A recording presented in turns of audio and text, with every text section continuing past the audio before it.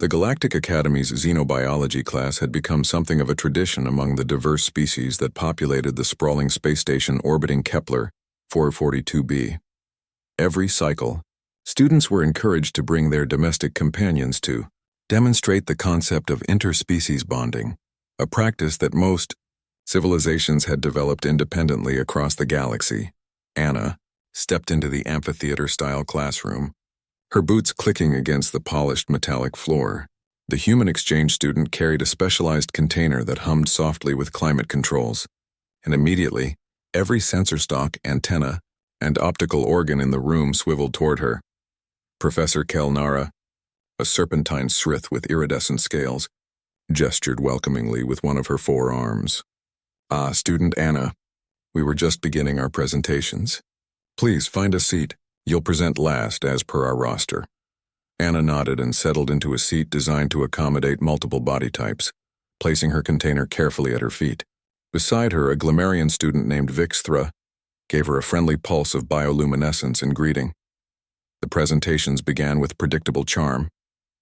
First came Uptik, a gaseous Nephili who floated in a containment suit.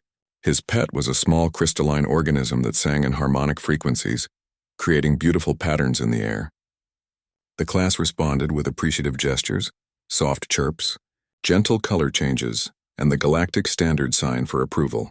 Next, a Bruthenian student named Groknor presented his companion, a docile herbivore from his homeworld that resembled a floating ball of moss with dozens of tiny tendrils. It drifted lazily around the classroom, emitting a pleasant scent that calmed everyone present. One by one, students showcased their pets. There were symbiotic fungi, domesticated insectoids that created elaborate art with pheromones, even a small aquatic creature from Tidal Prime that changed colors based on its emotional state.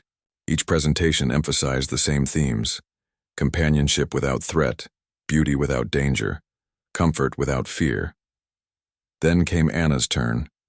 She stood lifting the container with both hands. Through the transparent aluminum, the other students could see something moving, something that made several of them instinctively retreat. "This," Anna began, her voice steady and warm, "is Jack."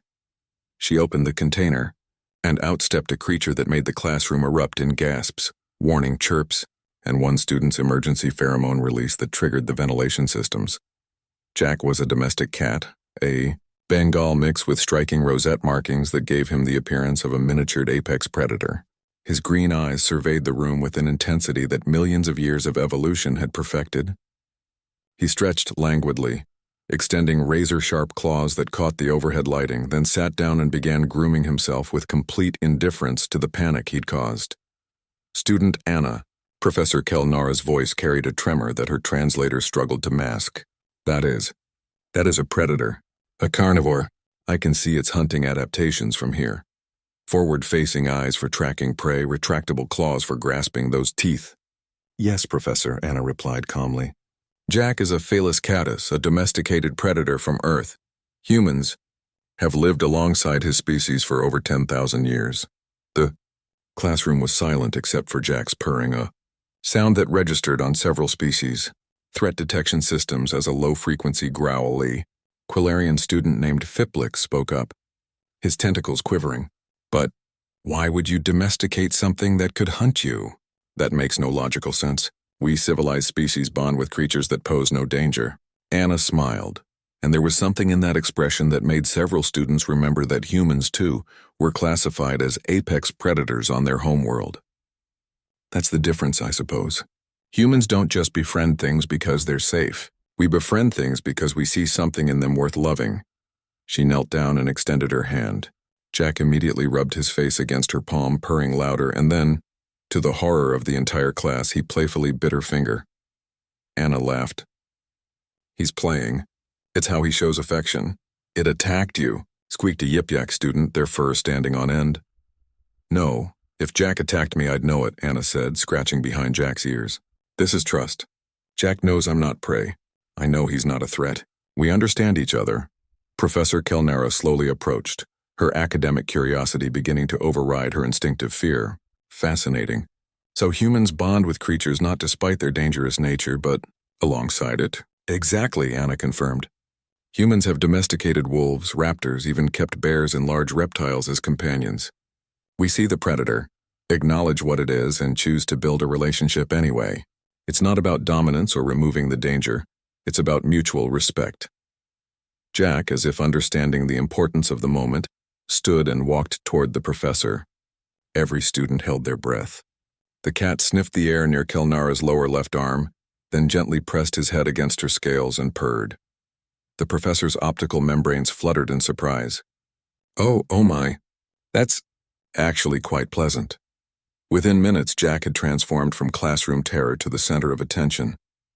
Students cautiously approached, experiencing the strange thrill of being near something that could theoretically harm them, but chose not to. They marveled at his graceful movements, the softness of his fur, and the rumbling purr that seemed to resonate with something primal. As the class concluded, Professor Kelnara pulled Anna aside.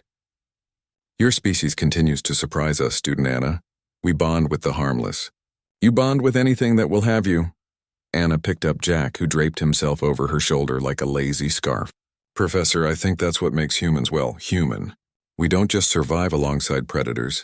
We invite them into our homes, our hearts, our families. It's probably crazy.